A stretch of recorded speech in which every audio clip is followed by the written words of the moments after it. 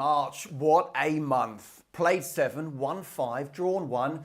Now we'll forget about the defeat. And April has started off pretty well as well. Automatic promotion? Yes, why not? It could still be on. Lots coming up in today's show. Here's what we've got. This month marks Karen Hill's 4th year in charge of our women's team. So, of course, the coffees were on us in our latest instalment of the Charlton Coffee Club.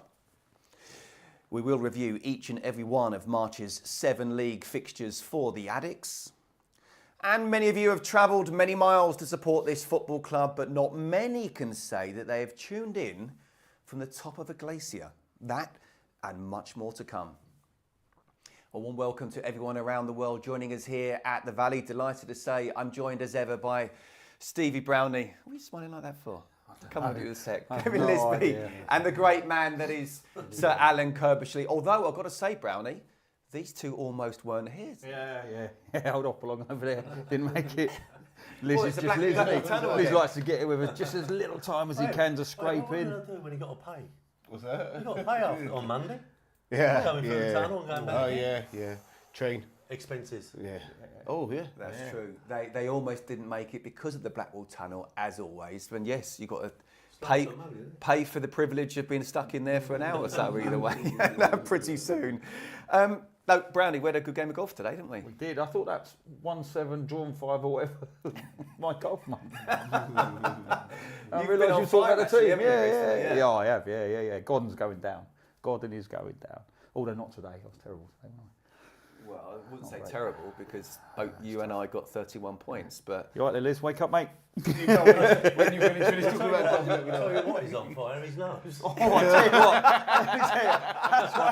That's why I was really out on the golf course. Can we zoom in at all on Brownie's I'd rather nose? you at didn't, all? if that's all right. I don't know if you can. I'd rather we did. Don't worry if you can't. I mean, look at that. he's got 2 noses. Curbs, you're absolutely right there. It's a great spot, isn't it?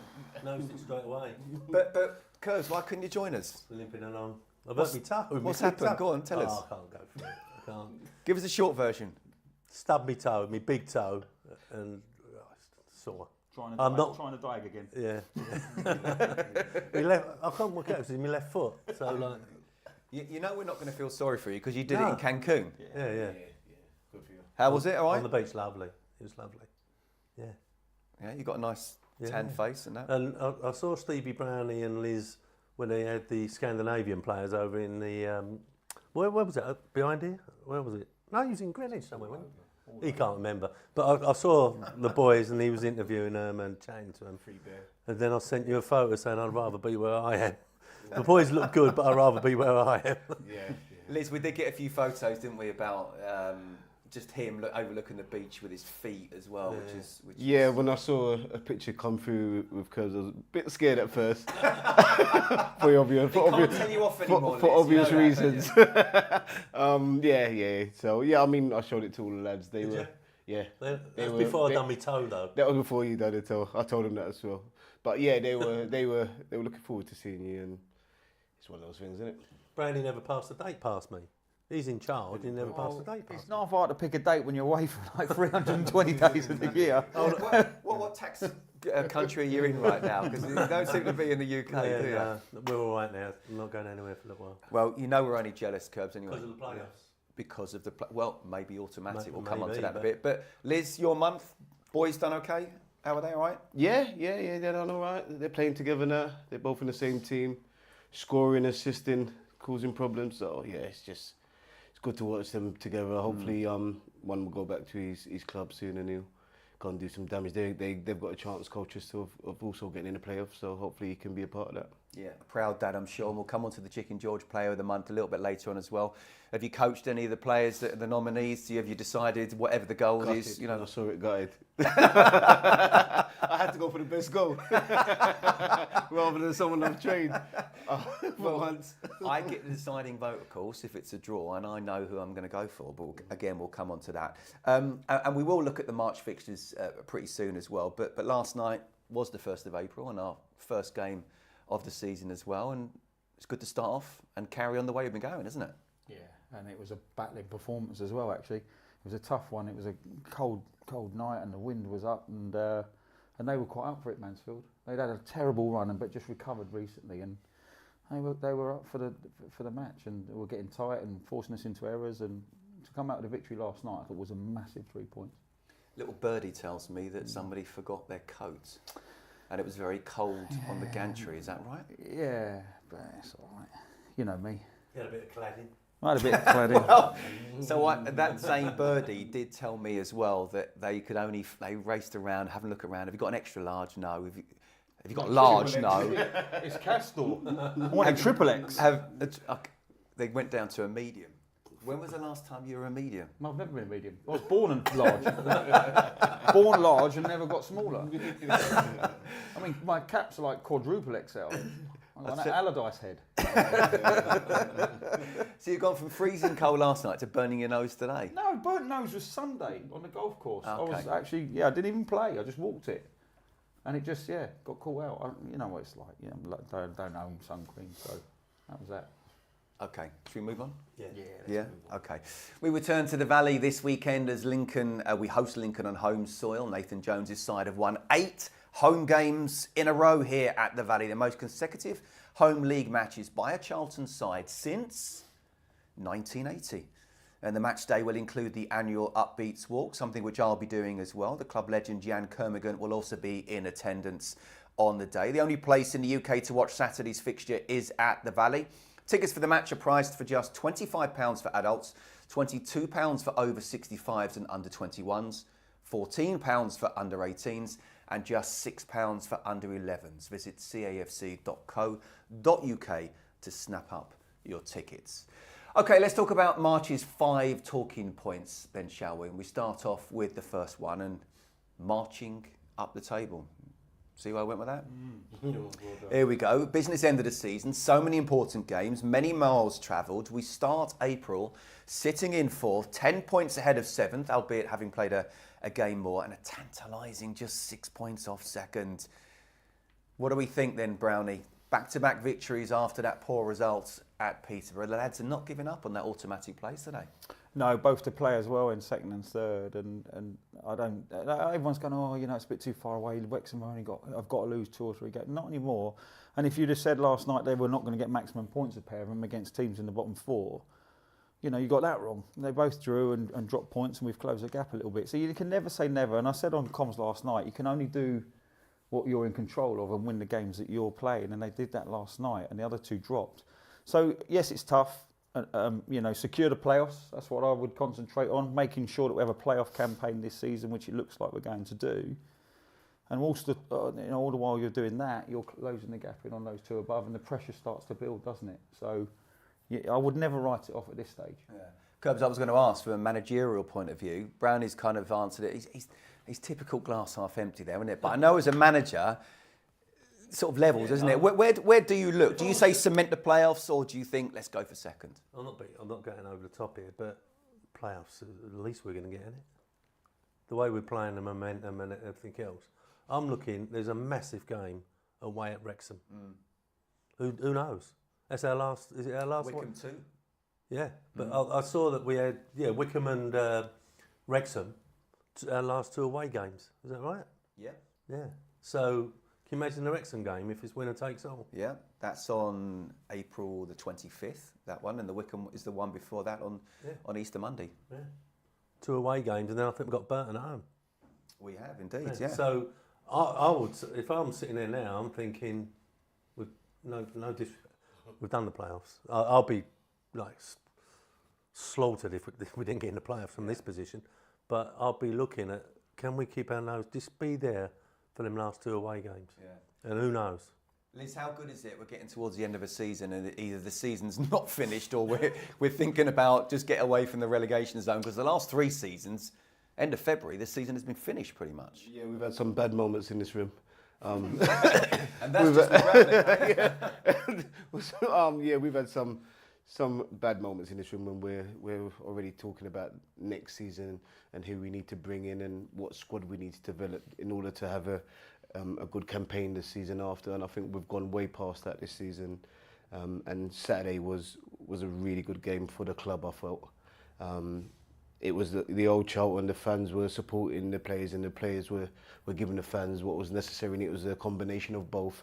And I think that's quite important leading on to this part of the season, that there's a real connection between the fans and the players, and I think that alone will push us as close as we should get. But I think it's going to be difficult with that Wickham game. I think if they win that, it's difficult to see us catching obviously Wickham and Exeter as well. So yeah, you're hoping they draw that game or lose that, and then I think there's a real chance of us getting that second spot.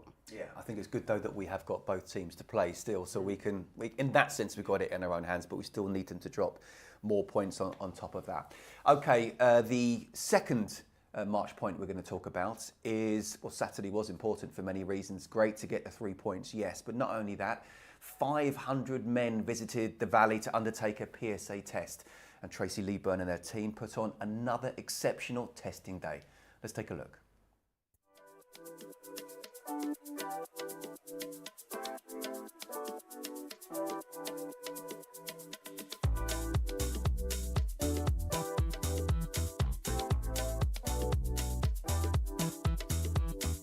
So of course today is a massive game for the Addicts, taking on Huddersfield in the division. But ahead of kick-off, an equally important event. Tracy, the day is here, the PSA testing event. I know. A lot of planning, a lot of dedication, a lot of fundraising goes into today. But already this morning things are going so well. You must be delighted. Really delighted. Like, I think 9:15, everyone started to come through, got them through really quickly. It's amazing the support, and also it's amazing the age range. Yeah. We've got seem to have a lot of younger men as well, maybe in their 50s, that are coming to the testing. So yeah, it's fantastic, and the support that I've got from everybody sorting this room out from the club. Kishan and Ben Hayes is here, like showing everyone where to go. The phlebotomist, it's a real family effort. For something that is so important, it's really such a simple thing to happen, you know, and something that's crucial for a number of people, as we found out in these tests in recent years, that to not have it done, that makes no sense at all. I think why this is so important is because men have to actually ask for the test. They don't naturally just given it by their GPs. And men are notorious for not worrying about their health too much or putting it off. So something like this, where you can come to your football match and just come a little bit early and have this done here with your mates, I think it's fantastic.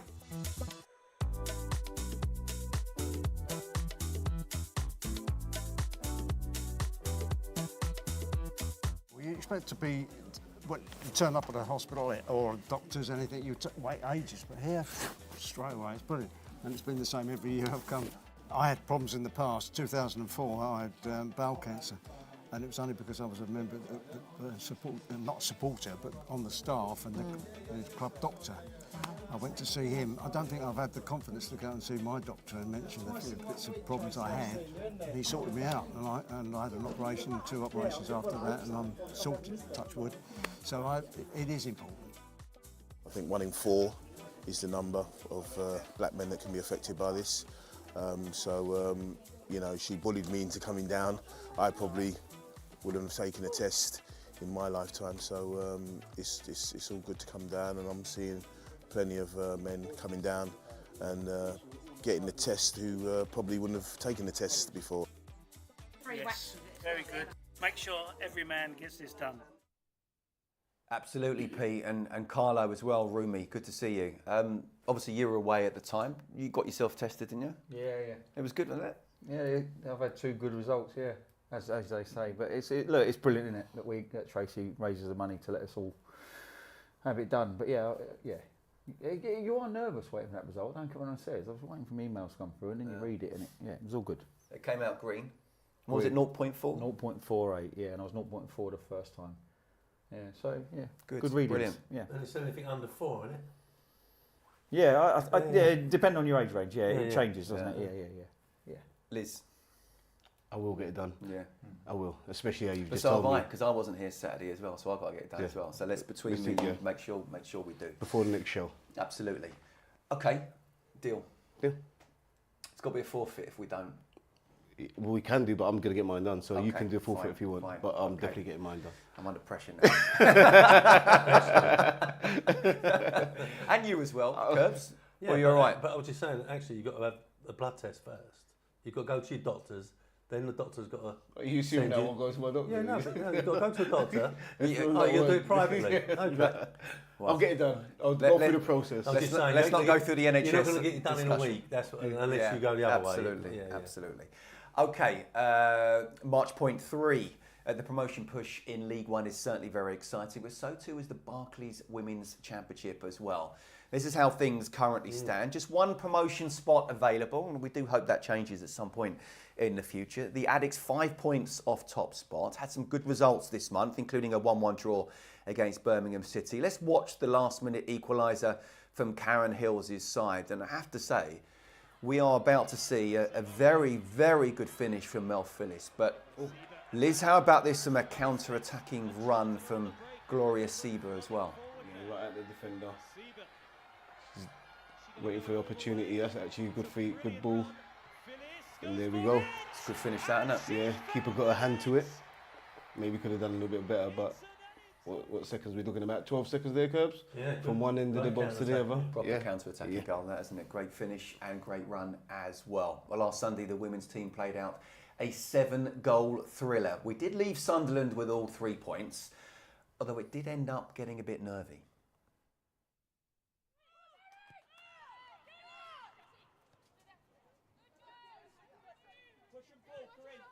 Skills comes short. Looking for a long ball forward. Kira Skills and manages to find Brazil, who could be away here for Charlton. The angle is tight. Brazil goes for goal and scores. In off the post. A clinical finish from Ellie Brazil. Really good pass from Kira Skills to find her. And Brazil stayed composed to finish.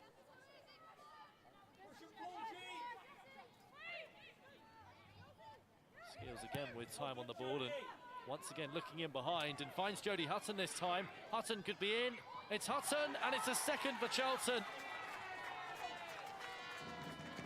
Another superb assist from Kira Skills.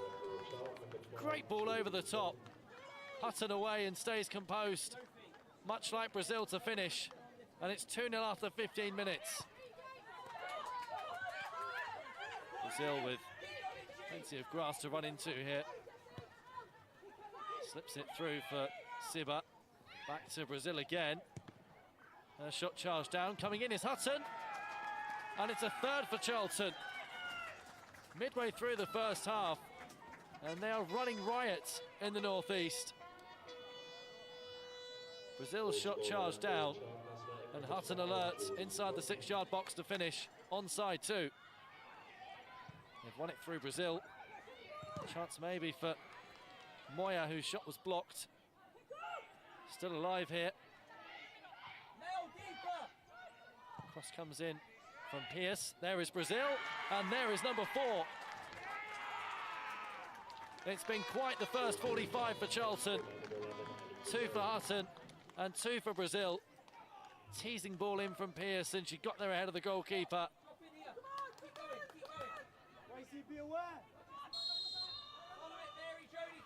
Fenton's delivery, it's deep, and it's in. All the way in from Fenton. And Sunderland have one back.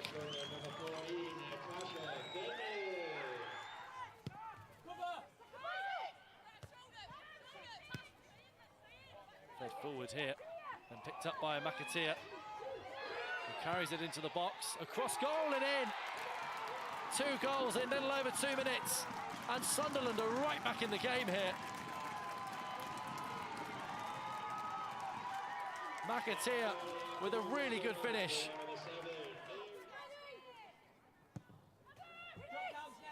Launched forward and chased here. Is that a penalty? It is. The foul on Sheva from I think in Dow. And Sunderland have a penalty. Jones against Whitehouse. It's Jones and she scores. And they are back within 1. And there is time for a grand finale. Sunderland 3, Charlton 4.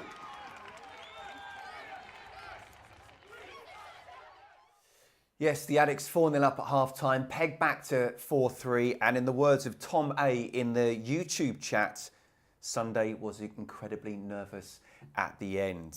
You're absolutely right, Tom. I mean, Curbs, who'd be a manager, eh? We'll hear from Karen a little bit later on. But when you've been in that position with 4-0 up and you come back to 4-3? You can't help, you know, it's very difficult, isn't it? You can't help but relax a little bit. And, you know, and even if one goes in, you think, well, that ain't going to make much difference. Then the second one goes in. Yeah, I'm sure we've been in that position, haven't we?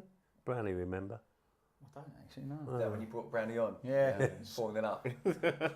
Just give him the appearance. Sit in front and make it nice and solid, 4-2, 4-3. Didn't happen when you went in goal, though, did it? Eh? Listen, it is. I used to come on and just sit in front sometimes. I'm sure we didn't lose when I did that. You never know, do you? We have spoken about the strength of the women's game, though, and some of its weaknesses, as I mentioned, about the one promotion place, which doesn't feel quite enough. Just the one game coming up for the Addicts in April as well. That's at home to Newcastle, Sunday, April the 20th. How important is it that as many people come down and watch that game, Brownie?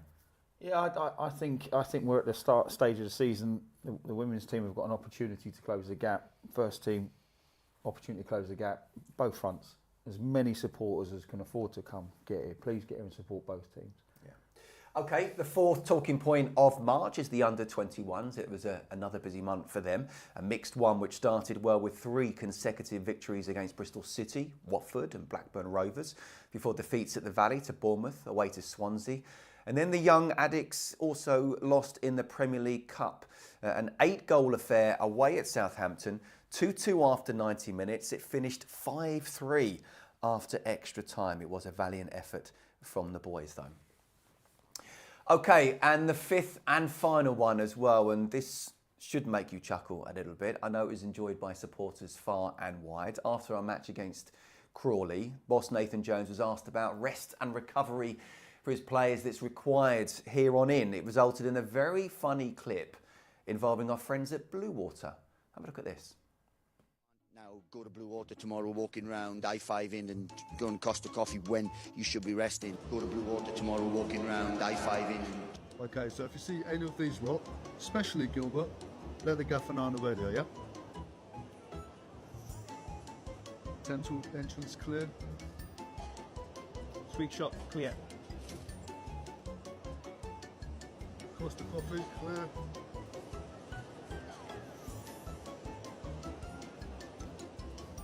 Car park entrance clear.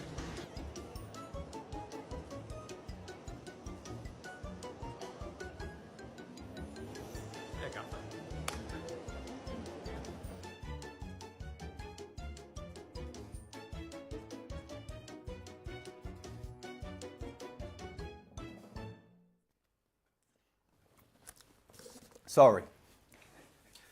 Guys, come on, it's so unprofessional. What's the matter with you? Ended. I've still got his. Didn't want to put it down. I wonder what he's on about.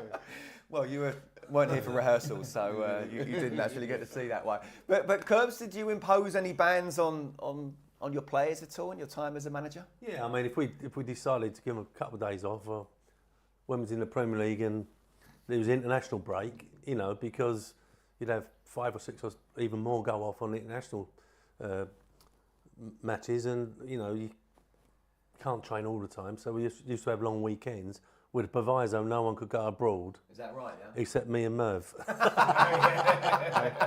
Do as I say, not as I do.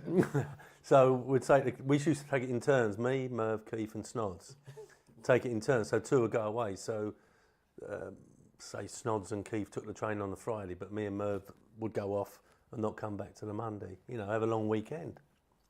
Bang out of order there, Brownie, isn't it? Oh, well, we let Snods and Keith go off. You know, just did you ever notice it? Did you ever notice it, Brownie? No, we were at Centre Parks. Hey, with the kids in the back on that rowing around the lakes. Actually, I've done it at West Ham, where we had a long international break, 2 weeks or whatever it was. And I said to them, West Ham we were struggling at the time, and I said to them, no one can go abroad, right? You can have the Friday, Saturday, Sunday and Monday off in Tuesday, but no one goes abroad. Where did one go? Vegas? Columbus, Ohio. Not far, is it? Eh? I actually said I don't want to see anyone in Sinatra's at Marbella or Port Banús and whatever. But one went to Columbus, Ohio. Interesting. Fine. Absolutely. Yeah. And still to this day, couldn't find out how I found out. How did you find out? Who's there? You can tell it. You can tell us now. Columbus, Ohio. We're 25 years on. You can tell us now. I'll tell you later. Okay. All right. Give me fair a enough. Chinese burn. Tell you what, though, Liz. Honestly, that's a great response, though, isn't it, from Blue Water? Yeah, it's brilliant. It's brilliant. There's a little advertisement there as well, but yeah, to pick up today's days, and you put something out there, and all of a sudden, it's on social media, and people's minds are absolutely magnificent at the moment. That's a good little banter there. Although we do have to just say he was spot on there, Nathan, wasn't he? This is a crucial time, and your bodies are tired mentally and physically. Yeah, and you get weeks like we're having, which is Saturday, Tuesday, Saturday. So, you know, I think when you're winning games and the dressing room is buoyant, you do just jump from one to the other, and you know it's getting serious. You know, we've got a massive chance of getting promoted to the Championship, so you'd be doing yourself an injustice if you didn't look after yourself at this point. Can we move on now? My Costa's getting cold. Right. Let's go. Okay, they were the 5 talking points of March, and now we're going to reflect on each of the 7 games of March as well. And we spoke about this a little in last month's show, if you remember, but March began with 3 points against local rivals Leyton Orient. 2 set-piece goals in a dying moment saw Macaulay Gillespie and Kane Ramsey ensure that we started the month in style. Liz, who are you supporting? Football. I'm joking. But I mean, seriously, it takes guts and perseverance and character to come back, and it felt something special after the game, didn't it? Yeah, I think these are one of those games in it where it's a little bit more than just technique and skill. There's a little bit more desire in it, and to score 2 late goals against a Leyton Orient team who maybe not doing well at that time was really important for the club. And those late goals and late wins can kickstart your season. I think that was probably the start of a really good run. Curbs, from a managerial point of view again, and we saw the scenes afterwards. Did that feel like, yeah, actually, do you know what? We're just at the start of something special? I actually left before the goals. Of course you did. Oh, I missed the goals, didn't I? But at what point did you realise that we won and we didn't lose? When I got home. Yeah. Well, I just thought there's nearly 3,000 Charlton fans, and most of them are going to get on the tube at Leyton. So I thought I'd try and do that first, and we were losing 1-0. But I've missed all the celebrations, and I understand the way the fans were afterwards, and the players and Nathan. It was a fantastic atmosphere. Yeah, you can see him, he's feeling it, and set-piece delivery so important, Brownie, and Alex Gilbert once again. Yeah, and Gillespie, who's actually pitched up with a few goals in recent times. There at the far post, not in. The keeper had a bit of a mad 5 minutes here. He come for both, got near neither, and give our lads the opportunity to nod into the back of an empty net, which we did with. I think this is a massive. It's not a turning point because we're already doing pretty well, but in terms of what the players did and how the fans reacted, in terms of, you know, there was a certain. I think everyone came away from that game going, right, there is a belief actually here that we are marching on and hunting down the teams above us. Whereas we were just on a good run before. But that one there with the fans, now they responded afterwards, and they stayed for a good 15 minutes. Players come out and done their running, they were still there chanting, and to get the 2 late goals.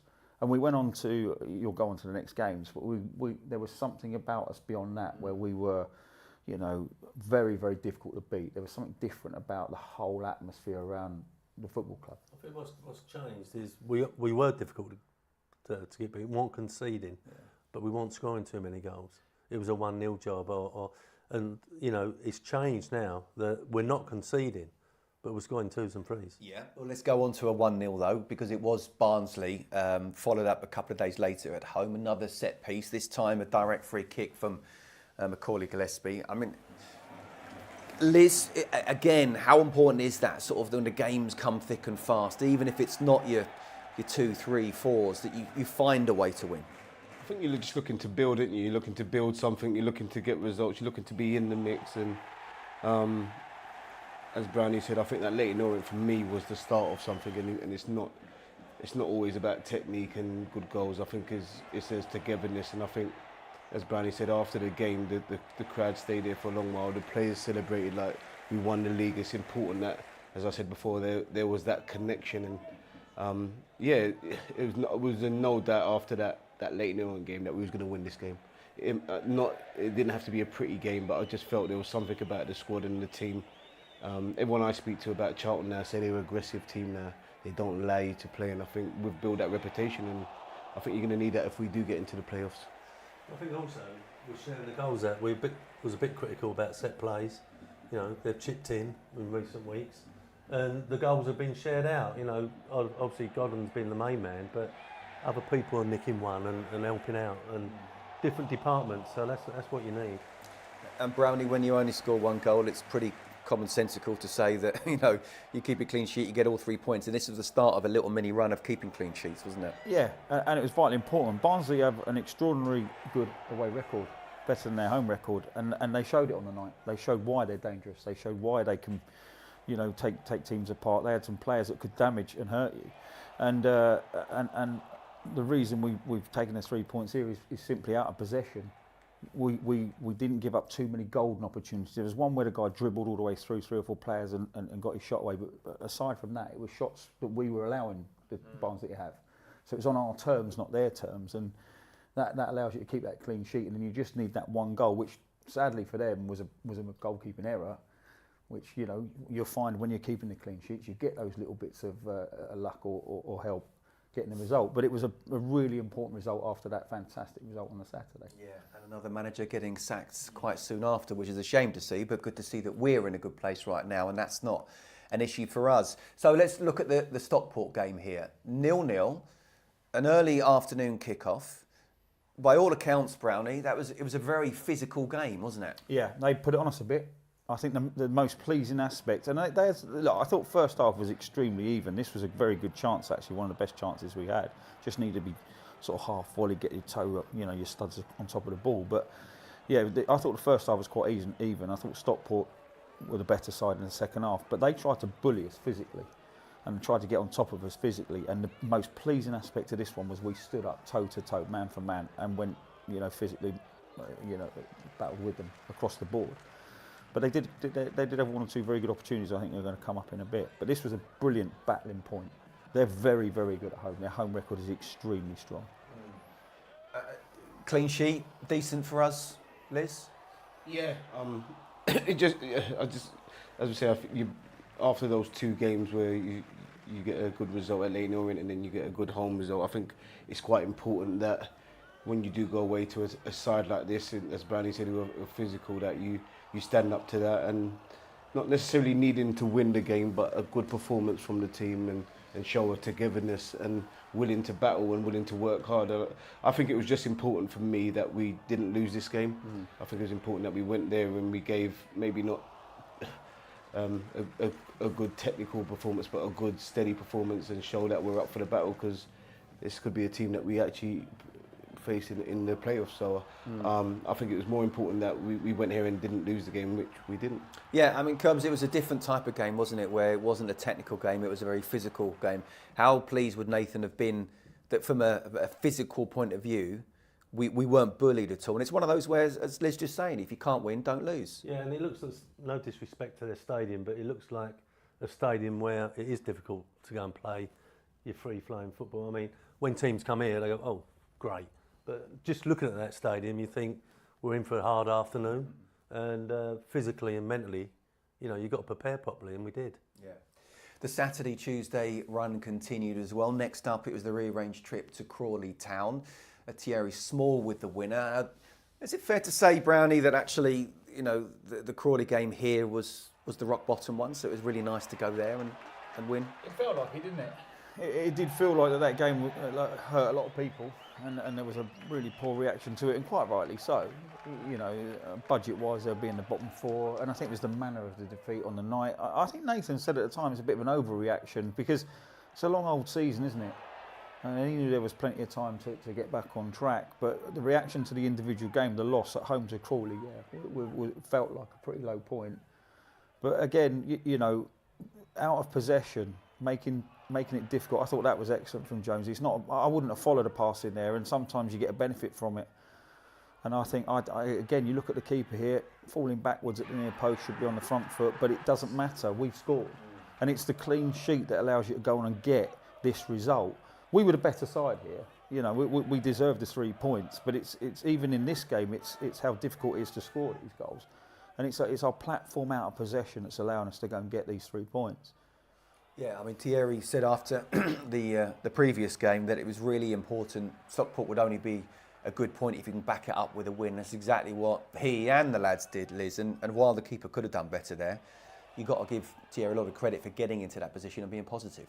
Yeah, it's a good finish as far as I'm concerned. He's got himself in a position to get a shot on goal, and he's hit it with a lot of power. And for me personally, you always give credit to the attacking players, as Brownie will. That's why I get man of match. Yeah, 100%. I mean, I remember last year watching Charlton play and always complaining about teams getting shots off without any sort of pressure and without any sort of resistance, and it's the total opposite this year. So I think we've got to be positive and understand not every result's going to be a good technical game. And I think especially in this league, when you're winning games, it becomes a lot easier and you believe you're going to win every game, and we seem to be on a good run then. Is that the one where you're enjoying all the treats in the press boxes? Again. Is that the one? Yeah. No, I don't think so. Okay. Not Crawley. So now it's gone to you just there all the time that you don't know which one it is. It's The only happening thing so you often. enjoyed was the short journey. Yeah. Was a short journey. Yeah, I know. I'm being told you had cake. What it was that he had? Oh, I think we did. Percy Pigs. Yeah, I think we did. Yeah. Free cake for Brownie. Yeah. And Greg's wife, did some cookies for Huddersfield as well, yeah. And I put them on the bar after the game. I got called away. When I come back, the geezer had thrown them in the bin. I was like, Gutted, Brownie. Yeah, You must have been gutted. Yeah, cleaned him out. Don't worry, you saved a bit round the waist there. So. Yeah, that's sandy. I thought Brownie done well to go back I'm sure down put a it bit. back on. Bins around the back, mate. That show every day, every single day I walked in the building. Bins around the back, mate. Oh, leave me alone. Jeez. By the way, Charlotte knows everything. Okay, so you can't get past this. Don't try and deny that you were enjoying the treats. I wasn't denying. I was genuinely forgot. It just happened so many times. How many balls did he have? Far too many. Too many. Far too many. Should have just brought the ball down curbs and then passed it. Just step back a little bit. Exactly. Instead of heading it 50 yards back. I couldn't step back much further, Curbs. I'd been off the pitch. I know.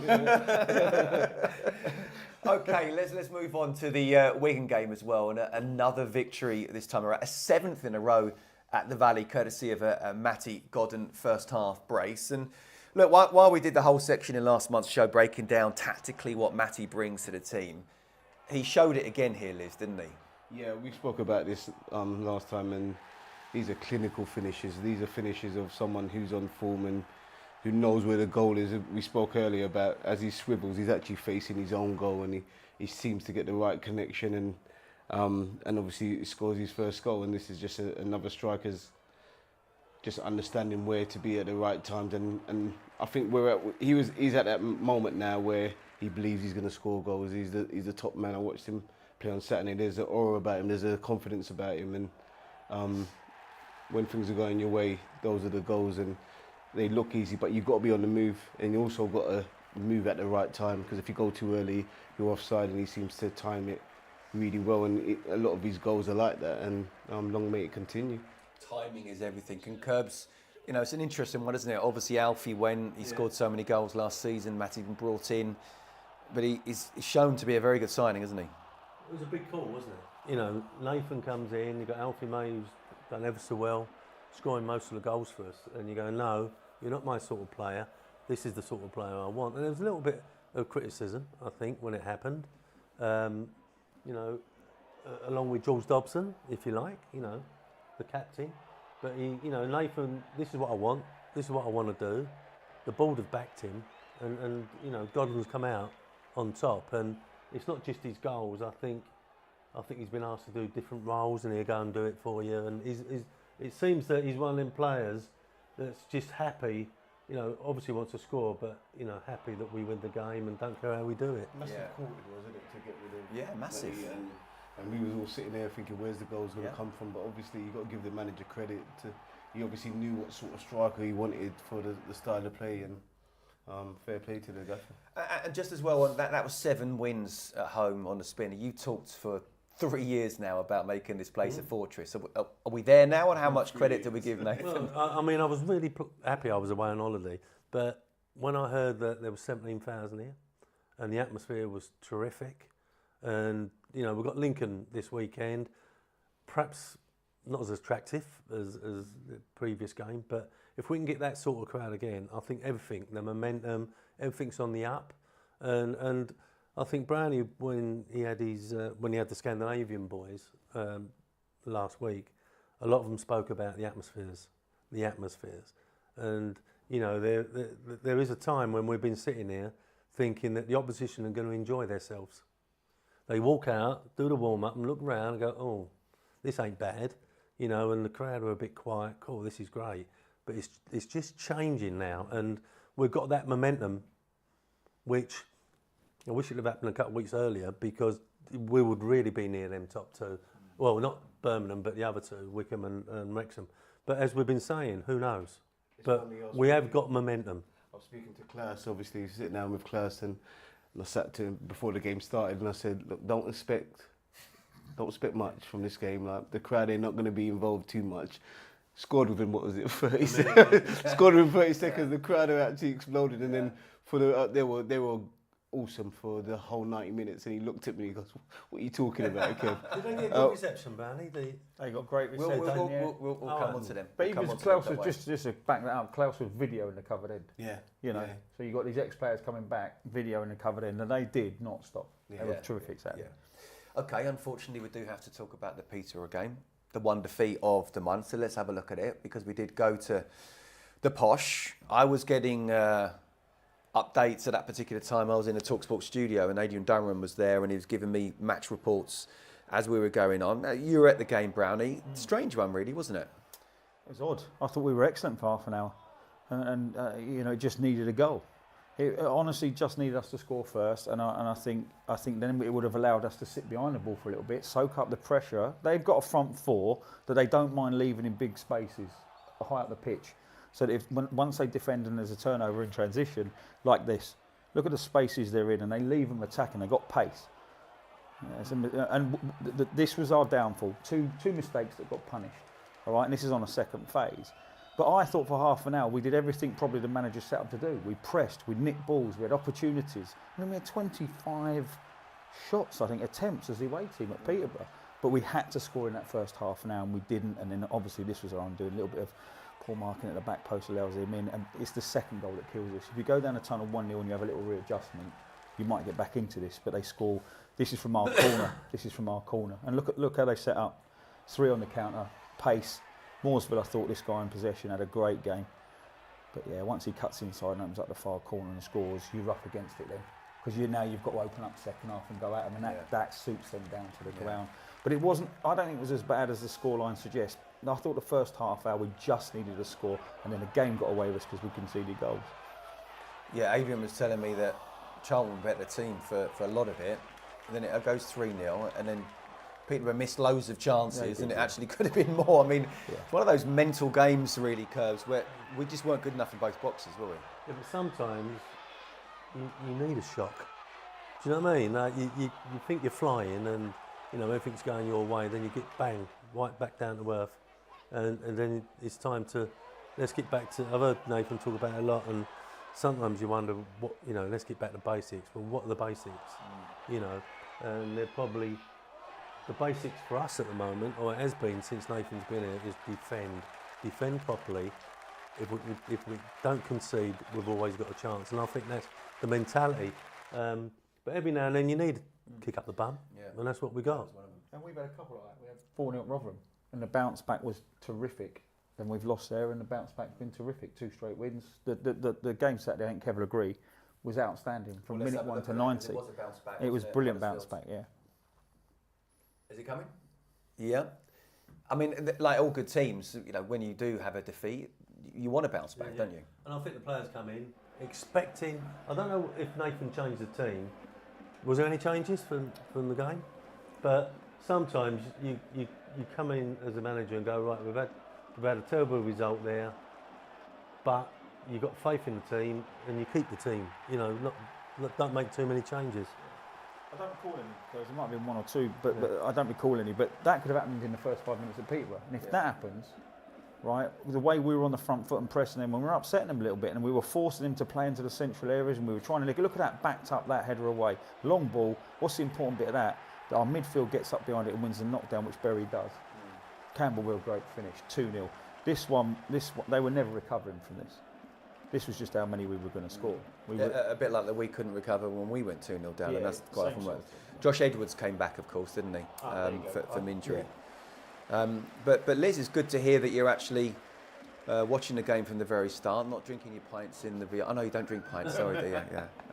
Yeah. It was funny, I put on social media, I don't know if you saw a great 3-0 win. And so a fan went, you must have had a good night, Kevin, it was 4. I think that sums me watching the game. But yeah, as Brownie said, once that first goal went in, they were never going to, I don't think they had a shot. I can't remember them having many shots of our keeper working at all. We were dominant, we were strong, we were aggressive. And we actually made them look like a real average team for the whole game. There wasn't a period in that game where I thought we dropped off or we looked like they were going to score, they were going to get back into it. And we were aggressive and there were forward passes and some great finishing. But yeah, for me, I know I haven't been to much of the games, but this is one of the best games I've seen at the Valley for a long time. Yeah. Curbs 2 goals from TC and Greg Doherty as well. It was convincing, there's no doubt about it. Nathan said after the game that there have been a few home games this season that Charlton have been 2 up and not able to get that third and push on. But it is really important they put it to bed, isn't it, those type of games? I think the message has got out there in this league that we are a bit of a force. I think Nigel Clough said something after the game, you know, that they was nowhere near competing and Charlton are a different group at the moment. And that's what we want. And we've spoke so many times about here, you know, that you've got to win your majority of your points here. And it hasn't been a fortress, if you like, but it's turning itself into one. And the thing I got told, obviously I wasn't here the weekend, but it was the crowd. People keep saying to me, the crowd on Saturday, it was a different atmosphere completely. Obviously, a goal in the first minute or whatever helps, but it was different. And 17,000, if it was, let's hope they all come back this weekend and make the same atmosphere. Absolutely. Brad, I've got to ask, you weren't working, were you? Because you were No, sat with I was allowed the day off and to sit with the Nordic guys. And what was that like, that experience? Really good. I don't mean with them. I just mean not working. Yeah, we all talk about them because you're not having to try and look and see every sort of dynamic that's going on the pitch to then hopefully give an insightful comment or half glass full comment. Yeah, well, listen, each their own curves. They can do what they like out there. Or, you know, I just come in, do my stuff, and go home. Can't please. Yeah, exactly right. Yeah. But yeah, no, it's nice because you just got to sit there and relax, and what a day to sit there and relax. They were just terrific. I'll tell you what surprised me, how fan-like our director's box was. Every time we go forward, they all jump up and they're all nervous, and I was like, oh, better jump up with them. Who had the best day out of them? Who had the best day? Herman, was he all right, Herman? Herman was. No, again, we're going to save that. Okay, We're going to save that. But let's, because it wraps up. That's it for March and that. But looking back and seeing where we are right now, how would Nathan sum? I mean, basically, the stats say played 7, won 5, drawn 1, lost 1. That was a really good month, wasn't it? That's really set us up. We're talking momentum. Everyone talks about that word momentum. We've been talking about it for some time. And I just get the feeling this weekend, where we're at the moment, if Nathan said to the players, you know what, for the first half, we're going to go and play with our shorts around our ankles because I think we could win. And they would do it. Or he'd go in on Friday and go, look, I'm making a couple of changes. You know, you've done brilliant, but this is what I think is the best way forward because of who we're playing. The players would accept it. It wouldn't be, well, you know, we've won 4, and you leave me, you know, you're in a position now where the manager has got complete control of it and the players are responding. Even if it's bad news, they're responding.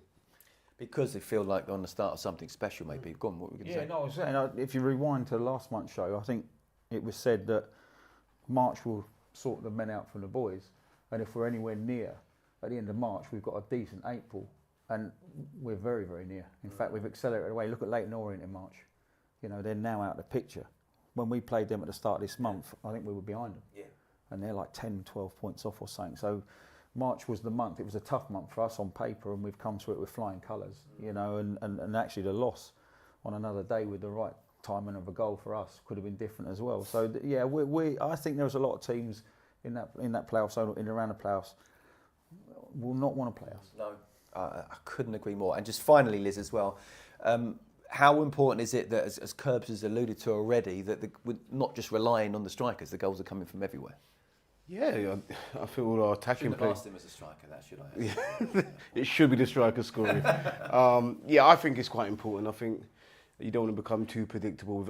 Obviously, we've had a few injuries to a few of our attacking players, so we seem to be sharing out the goals now, and TC seems to be on fire, and it's quite important that he starts adding goals. But more importantly, he's getting us up the pitch. He looks confident. He looks like a real season pro at the moment, and it's quite important that he continues that. He's that pace. But yeah, I think if we're going to get promoted, everyone sort of has to contribute. You've got free kicks, you've got corners, but I think it's quite important that goals come from different areas of the pitch. And you mentioned TC there. He has the most successful dribbles in League One this season, 64. The next one, 54. So defenders hate pace and dribbles for sure, don't they? He's gone up to the Championship. Yeah. Moving on now, this month, Karen Hills, Hall of Famer, of course. Only one here. Hands up. Don't talk about it though, do you, Brownie? Marked her 4th year as manager for our women's side. I think it's fair to say Karen has done just an incredible job, and we wanted to find out more and mark the occasion too with coffee and our very own Charlotte Richardson.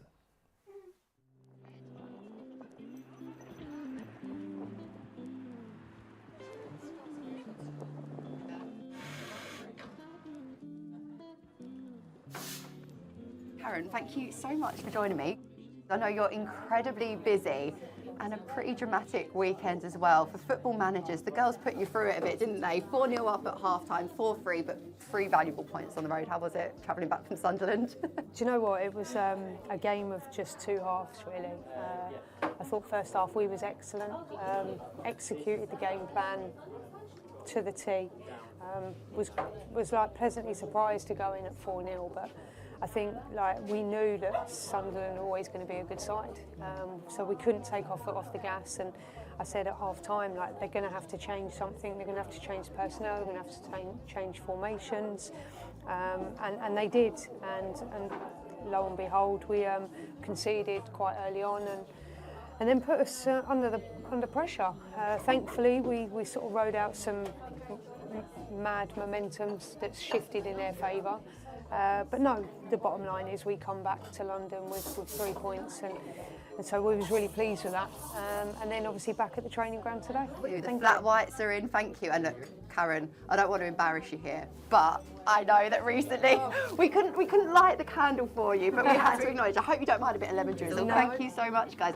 That's lovely. Thank you 4 very years. much. I wanted to make that point. Congratulations, because being a football manager is not easy, and for you in particular, when you were appointed at the football club 4 years ago, I'm sure it feels like a long time given how much work you've accomplished. You were responsible for moving us into a part-time model, into a full-time model, and you did that seamlessly, and as we were just talking about there, stronger and stronger each season. When you hit that 4-year marker, did you get a chance to really appreciate all that you've accomplished? I don't think you really get a chance to really reflect until the end of the season, because it is just relentless. And I think at the end of the season, you have a moment to sit, and when you're on the beach reading your book or just having that moment, it's like, what have we achieved? Fantastic, but then what do we need to do next? So you're always looking like, how can we be better? What do we need to do to make next season even better than this season? And I've always been a person that likes a project, that grows with a project. And I've been very loyal, and that's how I think you need time to build something, and for people to come with you along the journey. And thankfully, I've been able to bring a lot of those players and staff along the journey in the last 4 years, and I'm incredibly proud of what we've achieved so far in that 4-year period. When you were approached to take on the Charlton Athletic project, did the fact that you know the DNA so well, was that part of the pull? Because you'd spent such a long time at Spurs and done such an incredible job within the WSL as well. Did it feel like a risk, or did it feel like kind of coming home? What was it like? Yeah, it's an interesting one, because it just came from nowhere really, and it was someone that obviously Thomas came in, and there was obviously a new way of working. They wanted to bring the women's in-house, which was exciting. And for me personally, I think it was an opportunity after Spurs to come into a role where it was going to be me as a head coach taking on this responsibility and driving a new project. And I was excited to do that. You have to have energy to be able to drive a project and see it through. And I think we've been able to do that. And like I said, I've had some fantastic support staff. Like Ratish has been with me from minute one, who's been like the rock for me. He really sort of drives me, supports me, and just like we've built a team of people around the team on the pitch. And I think that's so important. Even going forward, players come and go. But the staff, if you can keep a staff group together, I think that's so valuable, because you want to come to work and you've got each other's backs, you know how each other works, you know what strengths and weaknesses we all bring, and that is the ingredients to really supporting and helping these players perform on a day-to-day basis.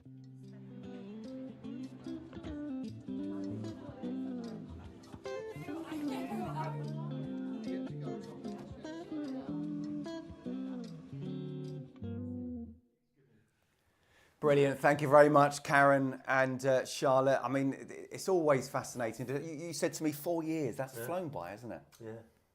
And I think that Thomas Sangard, who brought Karen in and sort of amalgamated the two squads, didn't he? And put a lot of money down there and for them to develop. And Karen's paid him back. And obviously Thomas has moved on, but the people in charge now, they're doing it. And I just hope that.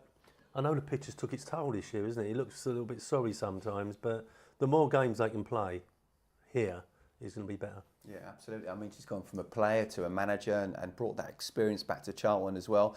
Brandy, what have you made of the job that she's done? Yeah, I think the building blocks, you've got to change players every year, because obviously players come and go, and if there's anybody you bring on in the Championship, unfortunately they're going to end up WSL. And that's just how it is when you're a Championship side. So you're going to lose players you don't want to lose, etc., etc. But we've had a little wobble in October, which looks like it's cost us. And that's the problem, I think, with the two tiers. There's 3 or 4 really good sides, and you've only got to lose 2 or 3 on the trot, or not get a result for 2 or 3, and you end up chasing like we are.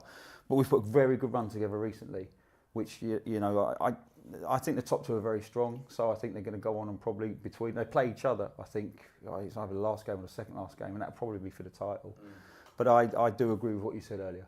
One going up is crazy, and actually is there not talk of no promotion, no relegation? They're locking out the top division once they've got a certain amount of teams in it. Yeah, I heard they're perhaps locking the relegation to get a bigger WSL, but we'll have to wait and see what happens there. But just final one, Liz, on Karen, the job that she's done, but also just women's football generally, gone from training in the evenings to full-time model as well, playing here at the Valley. How important is that, all that progression step by step going forward? Yeah, it's incentive, isn't it, for the young girls and young women who want to play football. Now you're looking at, they're playing at stadiums now, full-time training, a chance to really develop and get the best out of themselves and play in front of fans.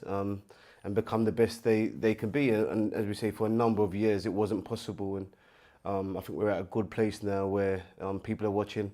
Even I'm at home sometimes and I'm flicking on the women's football, although it's the Premier League, is still a really good good talent, and it's a good watch as well. So yeah, long may it continue, and as Curb say, long may they play games in stadiums. Yeah, and well done, Karen. 4 years and counting.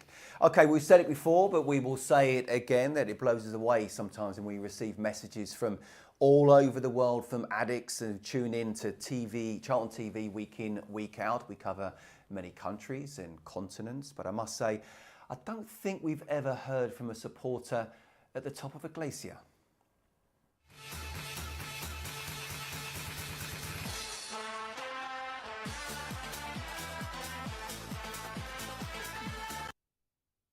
That is absolutely brilliant. What a clip from Harold's Travels TikTok page, Charlton versus Shrewsbury being watched from the top of a glacier. Brownie, your dulcet tones have travelled far and wide, quite clearly, haven't they? Yeah, I bring misery wherever you are in the world. No escaping it, Scotty. Okay, well, look, I am absolutely delighted to say that we are now joined by Harry Smith. Harry, there you are in warmer climes, I'm pleased to say. But listen, thank you so much for joining us. This is amazing. Just explain where you were. So I was in Iceland, and I was on a tour, basically going up the mountains into a glacier, doing ski mobiling. And I had literally just got engaged to my girlfriend. And as she was with the rest of the tour guide, like showing them the ring and like getting all excited, I thought it'd be a good idea to quickly get on my phone and catch up with the football. And managed to watch the end of the football. That's absolutely brilliant, Harry. So first of all, you proposed to your future wife and perhaps mother of your children, if you do have any, and then you actually said, "I'm going to watch Charlton now." Yeah, pretty much. And it was good I did, because I caught the last minute winner. It's all about timing, Harry, for sure. Listen, tell us more about your page and your travels. So I've basically decided that at the end of the year I'm going to be travelling the world. So I just made a page to document all my travels. And yeah, I made that video on top of the glacier, and I thought it was funny. And it turns out everyone else has found it funny.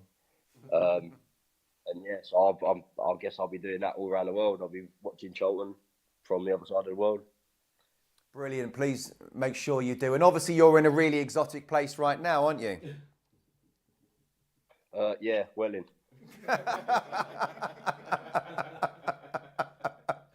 thought, is the wedding still on? Yeah, well, it's a question from Curbs. Is the wedding still on? Well, my girlfriend or fiance is a Millwall fan, so I've got a couple of years to try and persuade her to get married on the Valley pitch. Oh, have you got to agree to that, have you?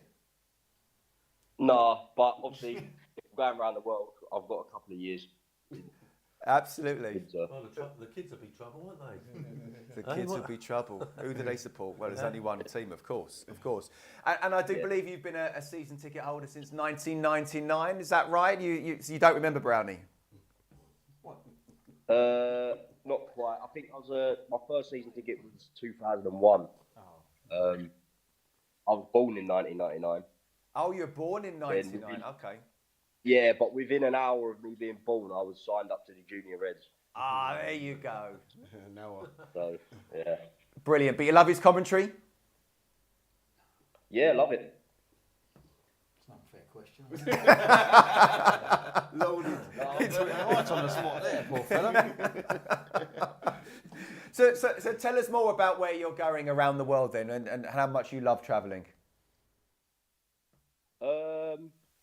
Well, I'm going around Southeast Asia first, but I'm going to be moving on towards like New Zealand, Australia, Japan, China, and then hopefully I'll come back just in time for the end of the season, and then I'll be going over to America. Yeah. Oh, that sounds brilliant, but still not quite as much air miles as Curbs. Yeah. What part of New Zealand is he going to? Your sister's out there, isn't she? Auckland, Queenstown and Wellington, I believe. Oh, you're going to like Queenstown. He's going to like Queenstown. Yeah. What? Curbs is early now. Yeah, you know it all quite clearly. You got family out there, haven't you? Yeah, my sister lives in Auckland. Yeah. So that'd be good. What's the favourite place you visited, Harry? It's got to be Iceland. Is that because you watched the last minute winner, or you proposed to what's now going to be the missus? Correct answer is because I proposed. But the answer is probably yeah, because I watched the last minute winner. She's not listening now, is she? I hope not. I'm sure. So listen, when are you going to come to the Valley? When's your next game? You coming Saturday? Saturday, yeah. Brilliant. How are you feeling about it? Quite good. I was up in Mansfield last night and managed to watch it with. So that was good. Brilliant. And what do you think? Yeah. Is it going to be top 6 or top 2? Top 6. I reckon you'll finish 4th. Do you? Okay. Well, listen, Harry, thanks very much for joining us. We really appreciate it. Good luck with your TikTok page going forward as well, and enjoying all the countries that Curbs has already visited several times. Good luck in the future with the missus, and if you do ever have kids, you know they've got to be addicts, don't you? Yes, 100%. Brilliant. Take care, mate. You too. See you later. Fantastic, that, no? You probably just broke up someone there. She's probably... No. I love that, though. He basically proposed to her and then said, right, I'm going to go and watch the rest of the Charlton game. You love that, yeah? I love that. Don't know if I'll get away with that. Right? Definitely not get away with it. You got to set the ground rules early, simple as that. Yeah, she did. Yes, kept it quiet. Carry it round with me. The things you do to have to watch a Charlton game, you have to give a ring. Yeah. Anyway, moving swiftly on. But well done, Harry. Well done indeed. Good to speak to you. Okay, let's talk about the goal of the month now, shall we? March is perhaps our busiest month yet across the football club. Even whittling down the shortlist for the Chicken George goal of the month was tricky. Let's show you the contenders before we decide on the winner.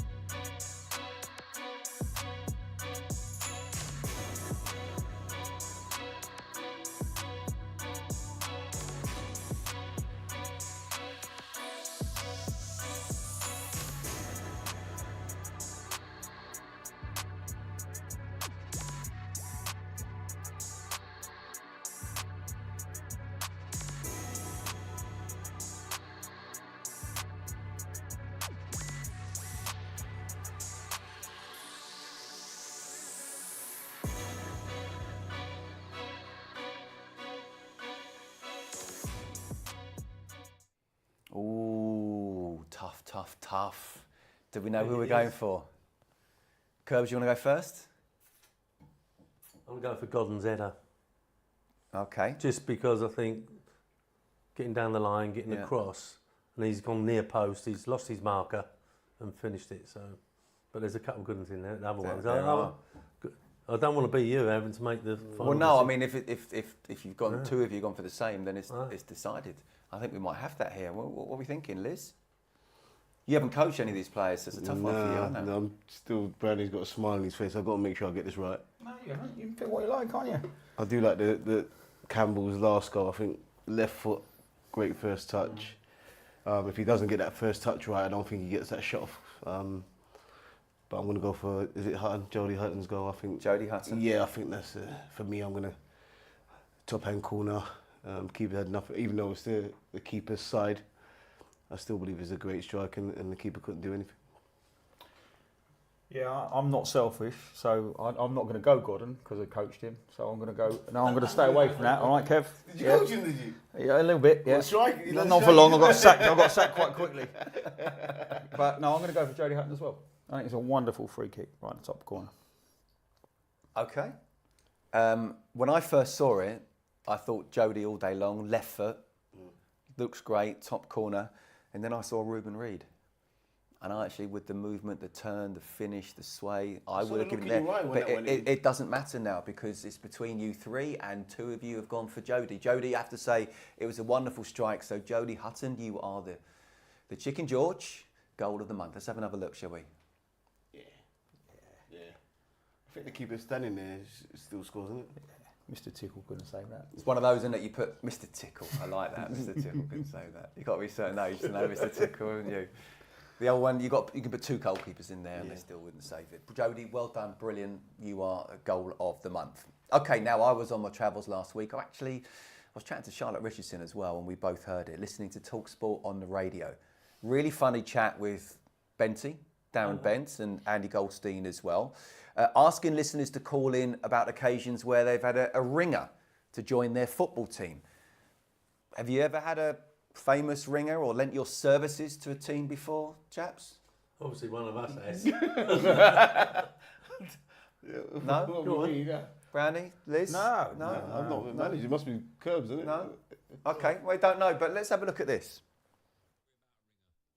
Right, well, I used to play and manage a post office side, and we got to a cup final, and we was a bit short. We had a couple of injuries, a few people away, and I think I had bare 11. So I just put the message out, look, if anyone's got anyone, bring them along. We could do with a couple of extra bodies. Anyway, so one of the boys said, oh, yeah, my cousin plays. I said, well, bring him along. Anyway, so I've turned up and walked in the changing rooms with one of the youngsters in the team. As he's walked in front of me, he's turned around and almost run out. I went, what's the matter? He went, you know that he's in there? I went, no. He went, that's Kevin Lisbie. He played for Charlton against Liverpool about 3 weeks ago.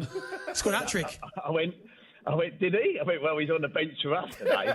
And he came on, to be fair, but he just done things simple. He honestly didn't, but a couple of people questioned it.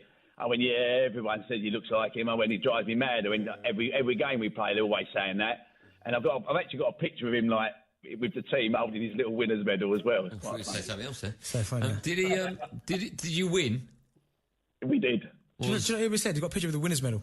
Oh, I didn't hear that. Yeah. Sorry. Okay. Yeah. What was the score? And did he produce goals or did he assist? No. He came on. He just sat in front of the defence, really, and just done things. Very simple. Got the ball, but you could tell he was obviously quality. He didn't do anything to sort of show. He just got the ball, won it, laid it off, and just done things very simple, really.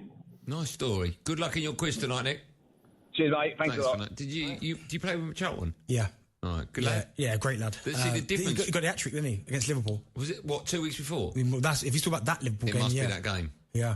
But yeah, good player. Wow, Kevin Lisbie. What as soon as he said post office, it just came back to me. Yeah. I wish I would know. So first of all, I want to hear the case for the defence.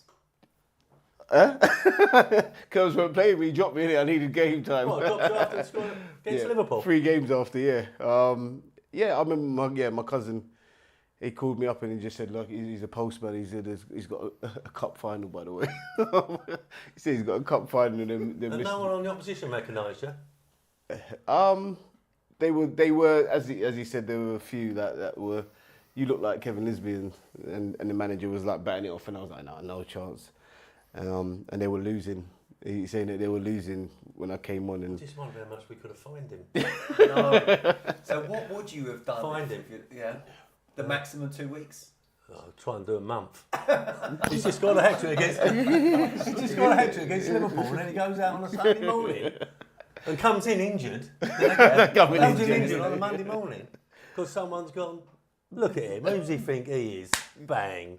Listen, you won't get kids nowadays doing that, will you? I love the game. I wanted to play, and I wanted a medal. When we got one, it's funny they were taking pictures and it was in the newspaper the next day. Was it? Whereabouts was it? East London. Yeah. But, I love it. Look, done him a favour. I was just in front of the back four, just playing. You know, bro. You know that position, I'm Brandy. not having it. No, you're not. Sitting in front, back four. Yeah. With what? What do you mean with what? With what skill set? Just giving it, mate. Just giving it and going like a bit like Petit and Vieira. Were you tempted to pick up the ball at some point and try and do a little mazy? Yeah. What he didn't mention is I actually did score as well. Have you got proof of that? Or? No. He's got the medal. Yeah, I got the medal at home. But yeah, it was funny after the game and a few of them walking up to me and the manager's like, "No, he looked." But yeah, I love football. Any chance of playing, if Curb's not playing me, then I've got to go to the game. That is brilliant. That's absolutely brilliant. I must admit, that must have gone on a lot back in the day. But if Merv would have found out, he'd have come up and went, "Guess what I've just been told?" And it hit me. I go, go on then. And then he go, "No, the geezer scored a hat-trick for us last week. He's only playing at Vicky Park, right? In a sunny point." Hackney Marshes. And what are we going to do? And like, Keith go, "Oh, I think that was really nice." Merv would go, 2 weeks. Yeah. And I was sitting there and I have to call Kevin up and he go, "What, me? And how can you prove it?" I didn't know there was a photo hanging around. Yeah, there was, yeah. Unbelievable. Yeah. Unbelievable. By the way, I've got a message in the YouTube chat. It's not related to this story, but it says, "Evening, guys. Kevin, has your nephew taken his Charlton top off yet?" From Ian Tamworth. Yes, yeah. Good story with Ian. Sorry about that. I forgot to mention him. I took a Charlton team up to Birmingham to play a tournament, and he was the only fan there. He was a Charlton fan. We had his Charlton top on, and he followed us each game. We got to the semi-final, got absolutely spanked by City, but he was with us the whole of the tournament, cheering us, singing the Addict song and the Charlton song. The only Charlton supporter there, and my nephew was there as well. He was, I think he's 4 at the time. He's 4, and the Charlton supporter Ian, so he had a Charlton top and gave it to him. Took a few pictures in it. So yeah, I just want to say well done to Ian, because he was actually the only fan there and the only Charlton fan there as well. So yeah, really good day for him. The only fan in the village. Listen, well done, Ian. Well done indeed. Thank you very much indeed. And I could see there was a lot of genuine emotion there. Yeah, no, because he was a really genuine, lovely man, and he followed us around and he spent the whole day with us. So it was a really good day. Yeah, brilliant. So the answer, Ian, yes, he's got it, and thank you very much indeed. Okay, this is the type of thing is what makes our club so special, but another thing as well, what makes our club so special is our incredible Upbeats side. And for many years now, the Upbeats have epitomised Charlton Athletic and what it's all about. And towards the end of the season, our fan base gets together to fundraise to help cover the costs ahead of the kick-off at Lincoln City on Saturday.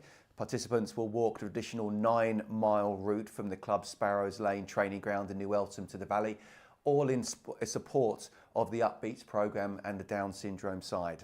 To make sure the Upbeats are ready and raring to go for the event, manager Nathan Jones has had the group in for training. Let's see how they got on. Nathan, you've had the Upbeats here again, second time you've experienced it.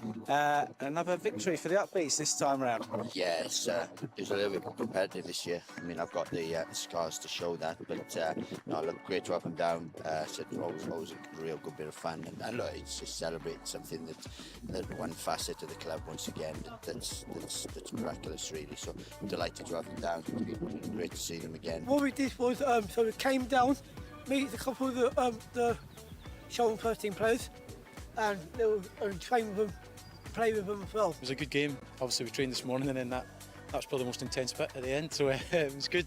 Really enjoyed it, really competitive. You know, it was great. It's a great initiative, and the club what they do with the community is amazing. Goes without saying, I know they're recognised all over the EFL for what they do, and the Upbeats just another part of that. So it's great, and it's great to be involved in it as much as we can as well. We've put a smile on a lot of our faces today, coming in with their positivity, and it's great to see, and it really lifts us, and you know, it helps us drive and try and strive to win games of football as well. Thankfully, we've got support from the parents and those who bring the players to all the events and the training on the Saturday and the matches and stuff like that, so all the travel and all that has to be paid for, and it's self-funding. That's why it is major important that we can get the funds in to keep the programme going. And also, whenever you're around the Upbeats team, and it is all about being upbeat all the time, because they are, so there's very rarely no one's smiling. When you really get involved in the Upbeats, there's always a smiling face and a lot of enjoyment, and it comes from the staff right through to the teams. So as I say, it's been going for a long time, and the walk's been amazing. So last year was amazing, hit a great target last year. And yeah, so hopefully we can do the same again. So yeah, so have a nice little walk with my mate as well, have a little chat. Be cool. You've not got any mates, Bob. But as Bob was saying, this is the first time I've seen them training after that. But there is an atmosphere around here of it's like friendliness, and they're all together. And the coaches are brilliant, absolutely brilliant.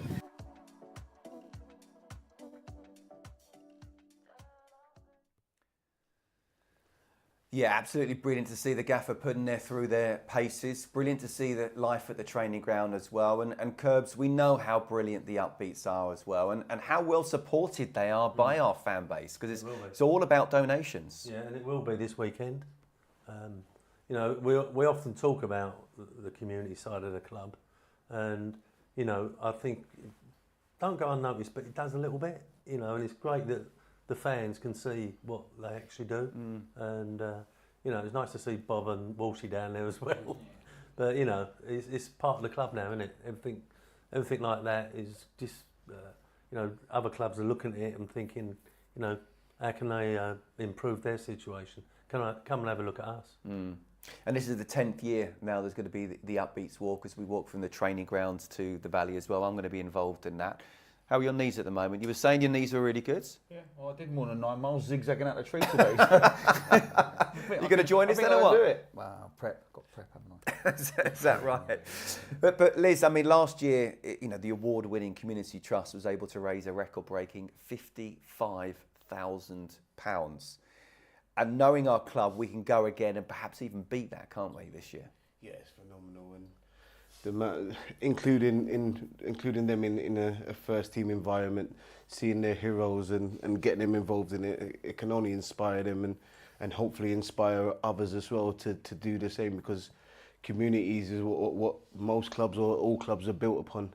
So it's really important that we continue, and as you say, we grow and we get better and we learn and we keep on changing lives. Absolutely, and many of the Upbeats have seen at events and playing for the club as well. The one important thing to note as well is how much this programme supports the parents.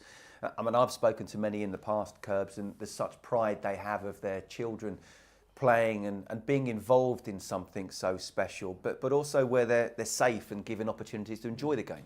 That's the word, enjoy it. You know, even if they can't do some things the other boys can do, you can see the enjoyment in their faces. And you know, it was great that Nathan and the players all joined in and you know, become part of it. They're going to go back with some great memories. The Upbeats programme continues to be funded entirely by voluntary donations, as I've said, and your support is absolutely crucial in helping CAT continue this valuable work. Let's break even more records to celebrate the 10th Upbeats Walk. Visit cact.gives/donate to find out more. And if you can, please donate, even if it's just £1 or £2. Okay, well, you may recall that last month, one of our 5 talking points of the month involved this handsome pooch. Now, this is Rafi, who was in attendance alongside Charlton's season ticket holder, Christina. We had to get the pair on the show and introduce them to Adam, one of the commentators we have, who provides the audio descriptive commentary for fans. Let's take a look. We have reached that point in the season where the support of every man, woman and dog is playing its part in helping Charlton climb the table. You may have spotted this image a couple of weeks ago at one of our home games. We thought it was time to get to know the pooch and the person behind the pick a little better.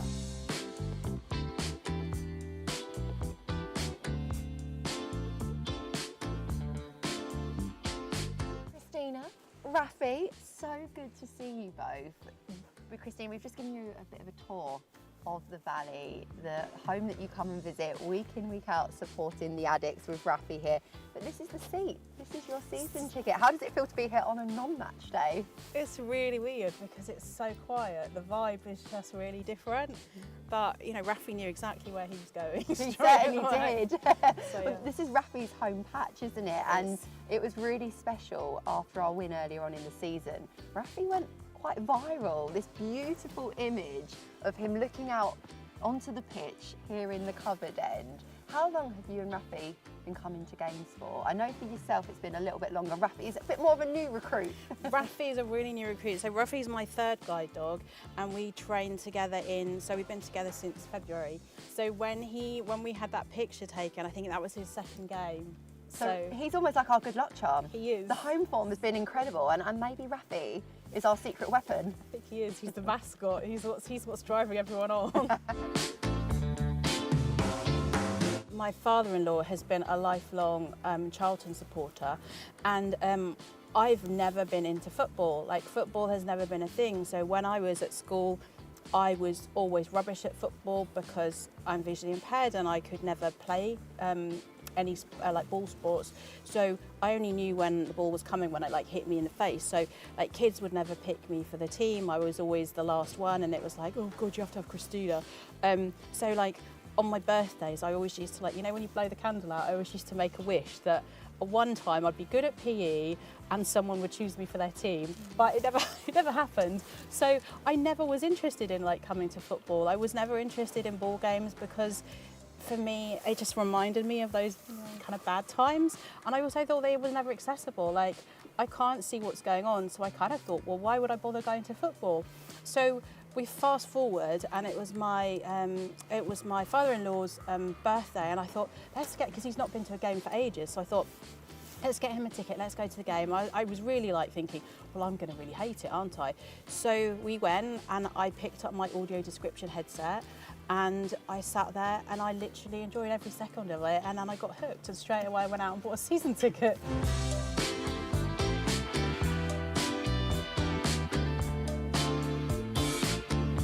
And you mentioned one of the first things you do when you visit the Valley is head to reception and pick up the headset and the audio commentary that you receive. How much does that enrich your experience of the game?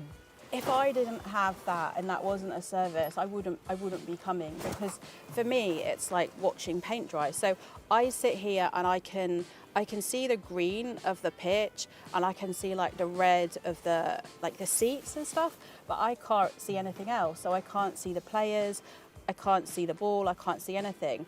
And it just brings it alive. But it's not just like when you turn on the TV and get a commentary. The guys, they're just amazing because they describe things that everyone else can see. So not just the game, but I'm forever getting updates on like all the pigeons, where they are, because apparently there's loads of pigeons. Yeah, so I know where the pigeons are. Yeah. And then I'm told about like when Nathan's like gesticulating and getting really animated, and like, you know, if someone has fallen over, and what expressions are on people's faces, the colour of the away team coming, and they just describe literally everything that you would see if you could see normally.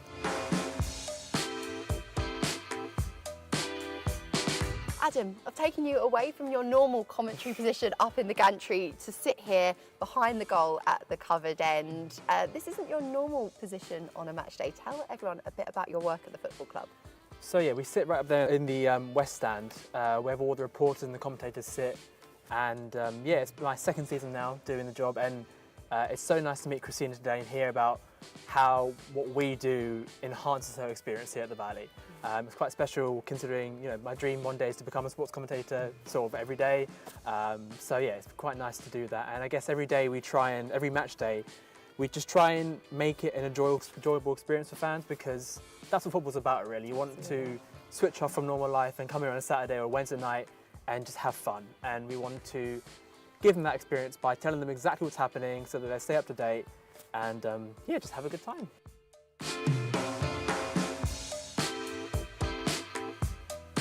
Today, meeting Christina has been so helpful for me, and it really warms my heart, because like you say, sometimes in the work that we do, you don't get to see or interact with listeners or the audience as much, but when you do, and then when they say so many nice things, but also give you important feedback as well, it just makes the job worthwhile, really, yeah. Finally, Adam, we have plenty of headsets here at Charlton. This service is there to be utilised. So a word for anyone listening, tuning in, whether it's relevant to themselves or perhaps a member of their family, what words of encouragement would you give to them to make the most of this brilliant service? Give it a try, give it a listen. We try our best to make sure that you enjoy your day here as much as possible, that you leave knowing what's happened and with as much detail as we can. And yeah, just head to the reception, ask for a headset, and let us know if you can, any feedback you might have as well. That's really helpful. Well, look, thank you not only for your time today, but for what you do for the football club. It's absolutely incredible, and it's been brilliant to connect you with Christina and Rafi today. Thank you, Charlotte.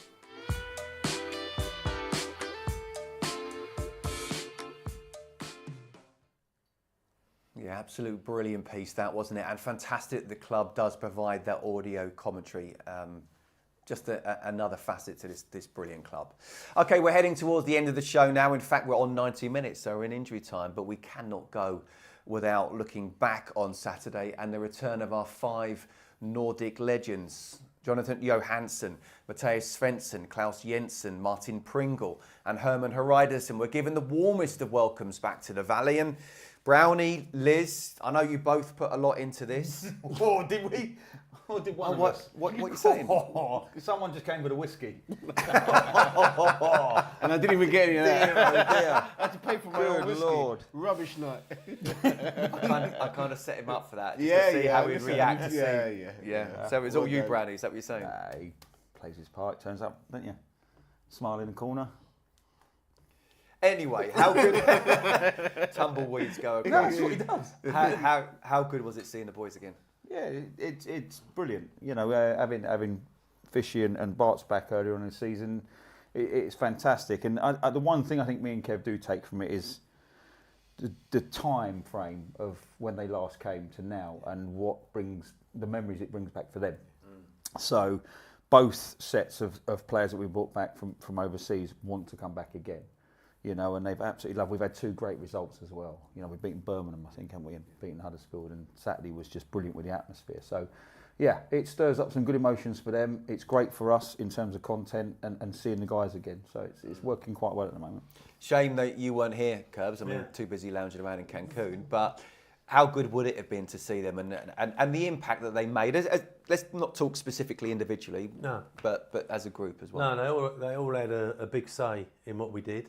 And they was all good lads. I mean, I only know parts of it, don't I? I mean, I'm not sure if they'll turn up on a Sunday morning and play for like a post office team, but they may have done, and I wouldn't have heard anything about it. But, you know, these two know more about the way they conducted themselves. I always thought all of them were fantastic boys.